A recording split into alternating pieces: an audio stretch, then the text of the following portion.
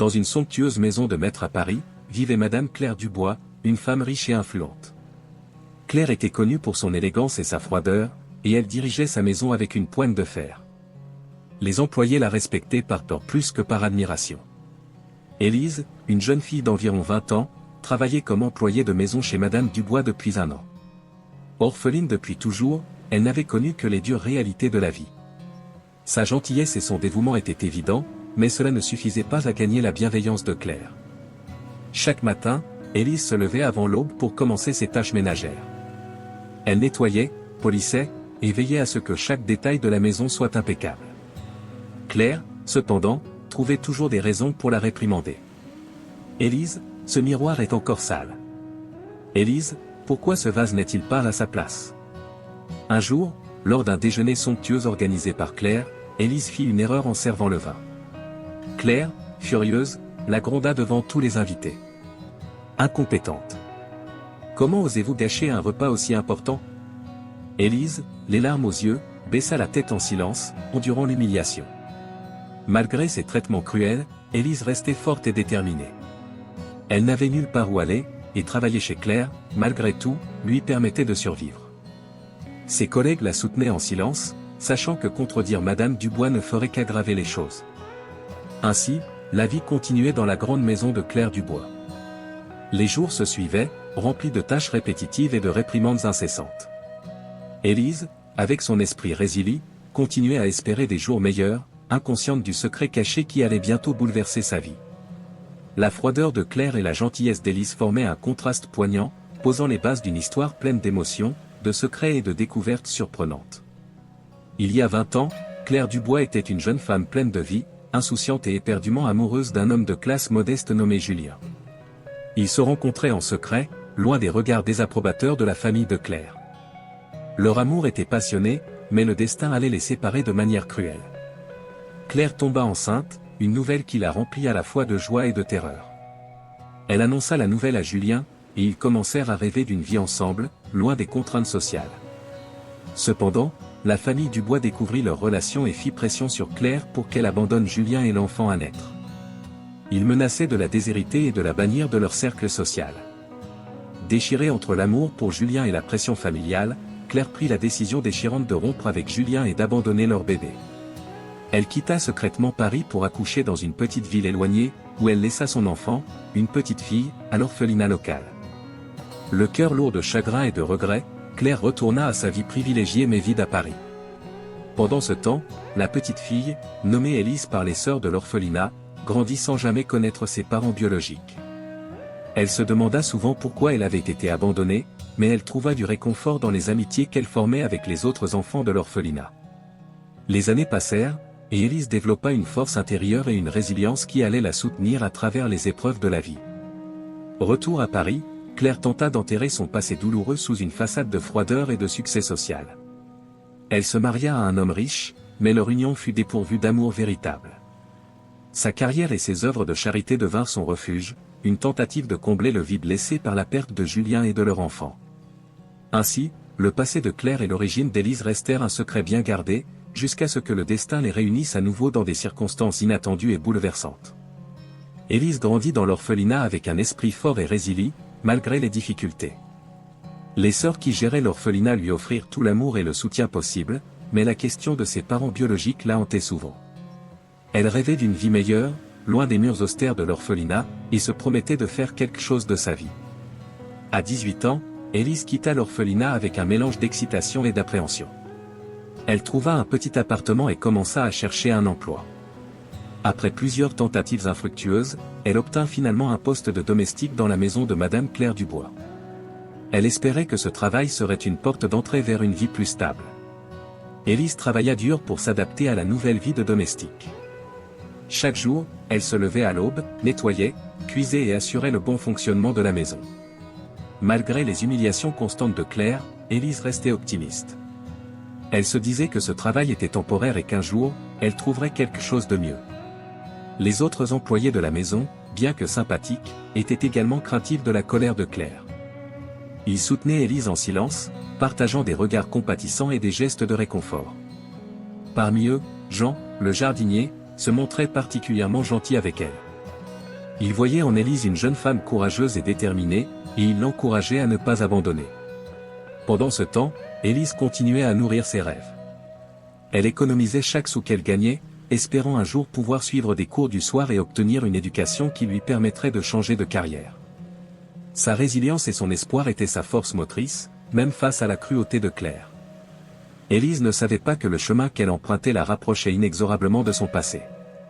Les pièces du puzzle de sa vie commençaient lentement à se mettre en place, et le destin préparait une révélation qui allait changer sa vie à jamais. Dans la grande maison de Madame Claire Dubois, Élise trouvait un allié précieux en la personne de Jean, le jardinier. Jean était un homme d'âge moyen, avec une âme douce et compatissante. Il avait travaillé pour Claire depuis de nombreuses années et connaissait bien ses humeurs changeantes et son caractère sévère. Jean remarqua rapidement la bonté et la résilience d'Élise.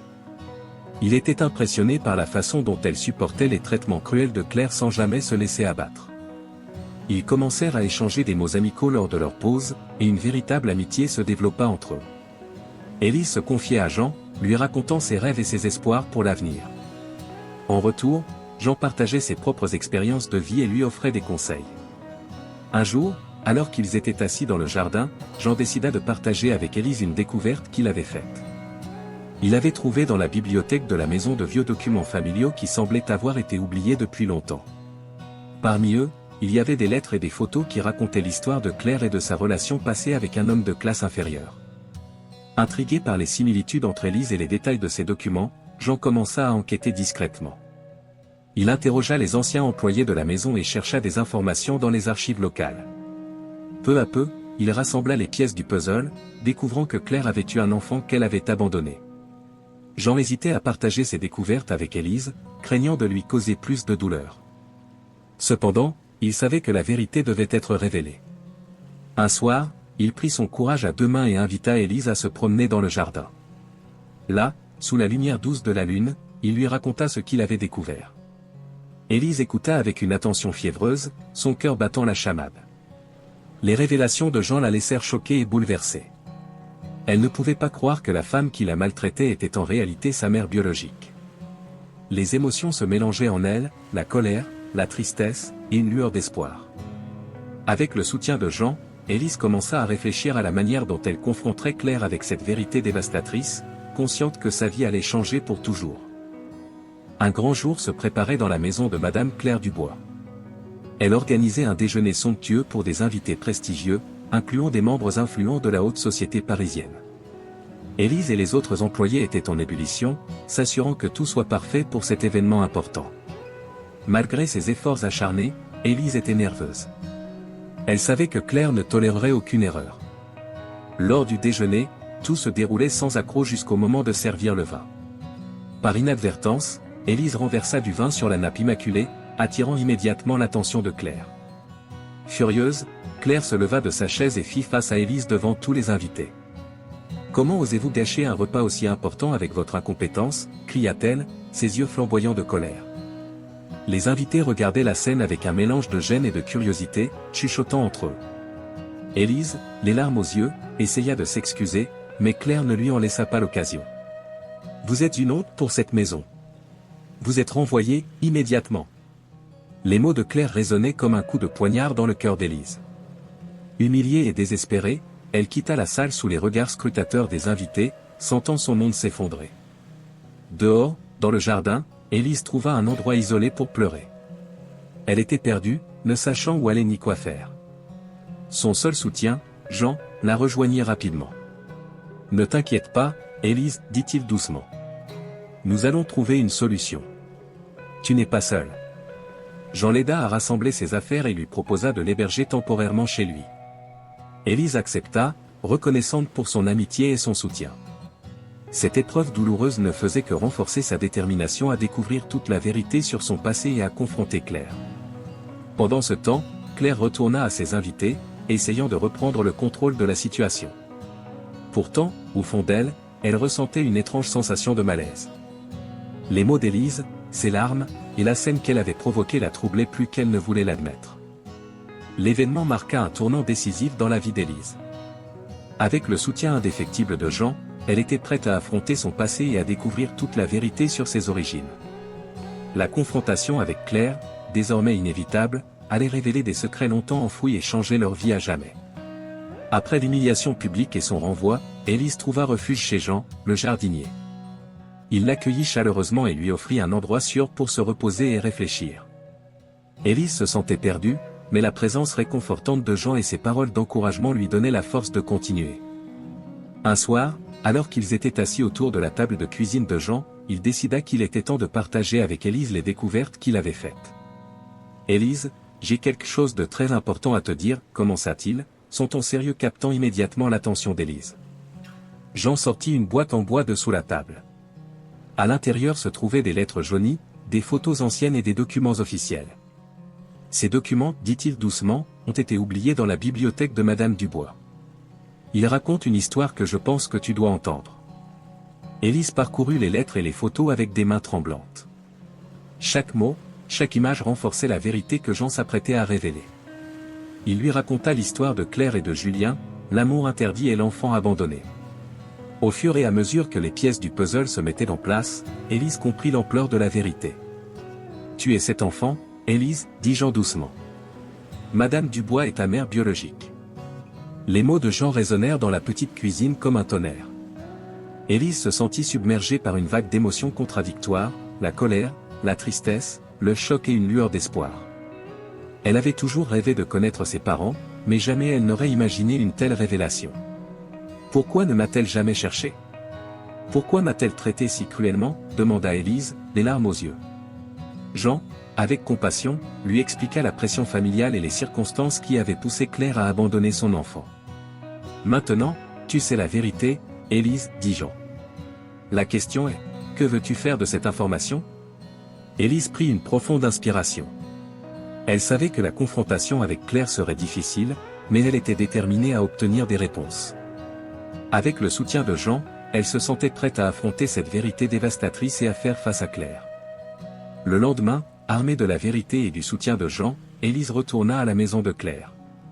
Cette fois, elle n'était plus une simple domestique humiliée, mais une fille en quête de réponse et de justice. La confrontation à venir allait bouleverser leur vie de manière irréversible, et Élise était prête à affronter son destin. Le cœur battant à tout rompre, Élise franchit les portes de la maison de Claire Dubois, déterminée à obtenir des réponses. Elle était nerveuse, mais la présence rassurante de Jean, qui l'avait accompagnée jusqu'à la porte, lui donnait la force nécessaire.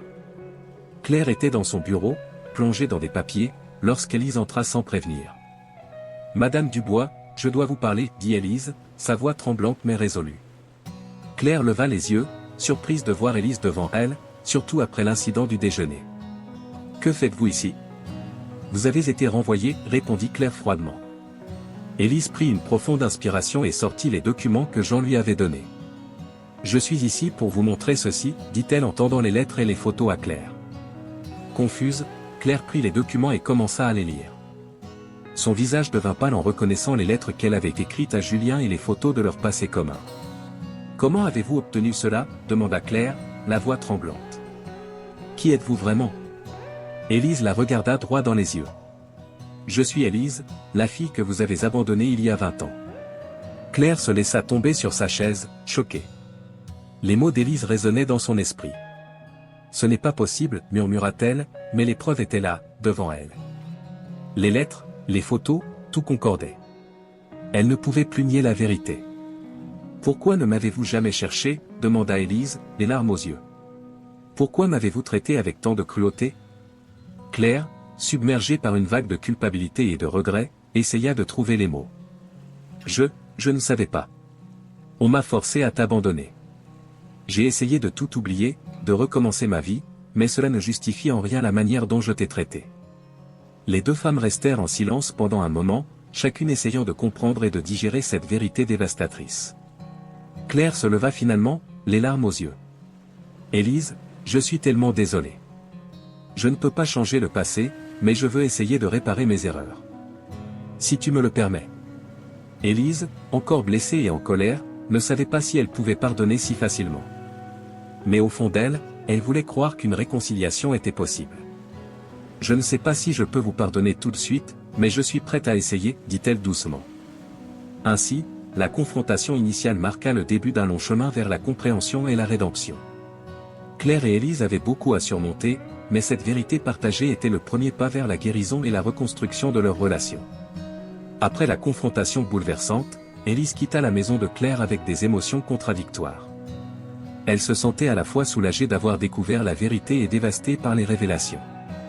Claire, de son côté, était submergée par un mélange de culpabilité, de regret et de désir de se racheter. Pendant les jours qui suivirent, Claire passa de longues heures à réfléchir sur son passé et ses erreurs. Elle se rendait compte à quel point elle avait été cruelle et injuste envers Élise, sa propre fille.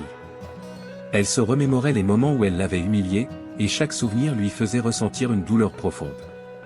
Claire comprenait qu'elle devait faire tout son possible pour se racheter et regagner la confiance de sa fille. De son côté, Élise s'installait temporairement chez Jean, tentant de mettre de l'ordre dans ses pensées et ses sentiments. Elle était partagée entre la colère qu'elle ressentait envers Claire et le besoin de comprendre pourquoi sa mère avait agi ainsi. Jean, toujours présent, l'écoutait patiemment et lui offrait des conseils.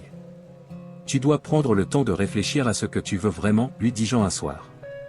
Le pardon n'est pas facile, mais parfois, il est nécessaire pour avancer. » Élise passa plusieurs jours à méditer sur les paroles de Jean. Elle savait que continuer à nourrir de la rancœur ne l'aiderait pas à guérir. Elle décida alors de donner une chance à Claire de se racheter. Un matin, elle retourna à la maison de Claire, déterminée à commencer un dialogue sincère. Claire, qui avait attendu avec angoisse le retour d'Élise, l'accueillit avec une sincérité nouvelle. « Élise, je sais que je t'ai fait beaucoup de mal. Je suis prête à tout pour réparer mes erreurs, si tu me donnes cette chance. » Les deux femmes commencèrent alors à avoir de longues conversations, partageant leurs histoires et leurs douleurs. Claire raconta à Élise comment elle avait été forcée d'abandonner son enfant sous la pression de sa famille et comment elle avait tenté de reconstruire sa vie en vain. Élise, en écoutant ces récits, commençait à comprendre la complexité de la situation. Elle voyait en Claire une femme brisée par le regret et le désir de rédemption. Petit à petit, les barrières commencèrent à tomber, et un fragile espoir de réconciliation naquit entre elles. La réflexion de Claire sur ses erreurs passées et la volonté d'Élise de pardonner marquaient un tournant décisif dans leur relation. Elle savait que le chemin vers la guérison serait long et difficile, mais elles étaient prêtes à avancer ensemble, guidées par l'amour et la compréhension.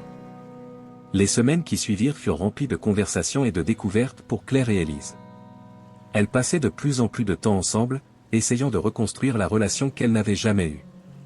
Claire, profondément affectée par les erreurs de son passé, s'efforçait de montrer à Élise qu'elle était prête à changer. Un jour, Claire invita Élise à visiter un endroit spécial. Elles prirent la voiture et se dirigèrent vers une petite maison à la campagne, entourée de jardins fleuris. « C'est ici que j'ai passé mon enfance, » expliqua Claire. « J'ai voulu te montrer cet endroit pour que tu connaisses une partie de moi que je n'ai jamais partagée avec personne. » Élise fut touchée par ce geste. En explorant la maison et les jardins, elles échangèrent des histoires et des souvenirs. Claire parla de ses parents stricts, de ses rêves d'adolescente, et de son amour perdu, Julien. Élise, à son tour, partagea des anecdotes de l'orphelinat, de ses amis d'enfance et de ses espoirs pour l'avenir. Peu à peu, Élise commençait à voir Claire sous un nouveau jour. Elle n'était plus seulement la femme froide et autoritaire qui l'avait humiliée, mais une mère pleine de regrets et de douleurs. L'empathie et la compréhension commençaient à remplacer la colère et le ressentiment qu'elle ressentait auparavant. De retour à Paris, Claire décida de faire un geste symbolique pour montrer à Élise qu'elle était prête à changer. Elle organisa une petite cérémonie dans leur jardin, où elle invita les employés de la maison, dont Jean, à assister. Devant tout le monde, Claire prit la parole. « Je veux m'excuser publiquement auprès d'Élise, dit-elle, les larmes aux yeux. Je l'ai traitée de manière injuste et cruelle, sans savoir qu'elle était ma propre fille. Je suis profondément désolée pour tout le mal que je t'ai causé, Élise. » Élise, émue par cette déclaration, se leva et prit la main de Claire. « Merci, maman, dit-elle doucement. Je sais que le chemin vers le pardon est long, mais je suis prête à avancer avec toi. » Les employés, témoins de ce moment poignant, applaudirent chaleureusement. Jean, avec un sourire de satisfaction, savait que son soutien avait été crucial pour ce rapprochement. La relation entre Claire et Élise se renforçait de jour en jour. Elle commençait à bâtir de nouveaux souvenirs, basés sur la confiance et l'amour. Les cicatrices du passé ne disparaîtraient pas du jour au lendemain, mais elles étaient prêtes à les surmonter ensemble. Cette période de rapprochement marquait une nouvelle étape dans leur vie. Élise et Claire, autrefois séparées par les erreurs du passé, trouvaient maintenant la force de se reconstruire et d'aller de l'avant, main dans la main. Le temps passa, et la relation entre Claire et Élise continuait de s'approfondir. Elles partageaient désormais un lien fort, forgé à travers la compréhension mutuelle et le pardon. Claire faisait de son mieux pour rattraper le temps perdu et apprenait à connaître sa fille, tandis qu'Élise découvrait une mère qu'elle n'avait jamais vraiment connue. Claire avait fait des changements significatifs dans sa vie. Elle avait décidé de réduire son engagement dans la haute société parisienne et de consacrer plus de temps à sa famille retrouvée. Ensemble, elles visitaient des musées, cuisinaient ensemble et partageaient des moments simples mais précieux. Jean, le jardinier, continuait à être un pilier de soutien pour Élise et Claire. Il les observait avec satisfaction, voyant comment leur relation avait évolué positivement au fil du temps. Sa gentillesse et ses conseils avaient joué un rôle crucial dans ce renouveau familial. Un jour, Élise décida de retourner à l'orphelinat où elle avait passé tant d'années. Elle voulait remercier les sœurs qui l'avaient élevée avec amour et lui avaient offert un refuge lorsque personne d'autre ne l'avait fait. Claire l'accompagna, reconnaissante envers ces femmes qui avaient pris soin de sa fille pendant toutes ces années. Ensemble, Élise et Claire participèrent à une cérémonie spéciale pour rendre hommage à l'orphelinat. Elles firent un don généreux pour soutenir les enfants qui y vivaient encore, espérant ainsi offrir à d'autres la chance d'une vie meilleure. La vie de Claire et Élise était désormais remplie d'amour, de réconciliation et de nouveaux débuts. Elles savaient que le chemin avait été difficile, mais chaque étape avait été essentielle pour construire un avenir ensemble. Elles avaient appris à pardonner, à aimer et à se soutenir mutuellement, créant ainsi une famille unie malgré les circonstances qui les avaient séparées autrefois. À travers cette histoire de découverte, de douleur et de rédemption, Claire et Élise avaient trouvé un chemin vers la guérison et la joie. Leur vie avait été transformée par leur courage de faire face au passé et de bâtir un avenir où l'amour et la famille étaient les fondations solides sur lesquelles elles pouvaient désormais compter.